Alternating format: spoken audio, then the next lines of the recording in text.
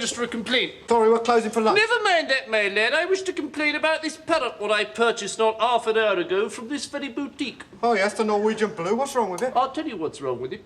It's dead. That's what's wrong with it. No, it's resting, look. Look, my lad, I know a dead parrot when I see one, and I'm looking at one right now. No, it's not dead, it's resting. Resting? Yeah. Remarkable bird, the Norwegian blue. Beautiful plumage, isn't it? The plumage don't enter into it. It's stone dead. No, it's resting. All right, then. If it's resting, I'll wake it up. Hello, Polly. I got a nice cuttlefish for you when you wake up, Polly Parrot. There, it moved. No, it didn't. Hello, Polly. Polly! Polly Parrot, wake up! Polly! Now, that's what I call a dead parrot. No, it's stunned. Look, my lad, I've had just about enough of this. That parrot is definitely deceased.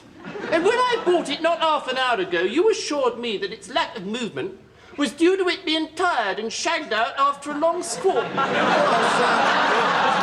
It's got me pining for the fjords. Pining for the fjords? What kind of talk is that? Look, where did it fall flat on its back the moment I got it home? The Norwegian blue prefers keeping on its back. It's bleeding demise. It's not, it's pining. It's not pining, it's passed on. This parrot is no more.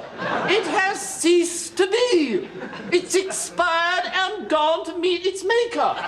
This is an ex-parrot.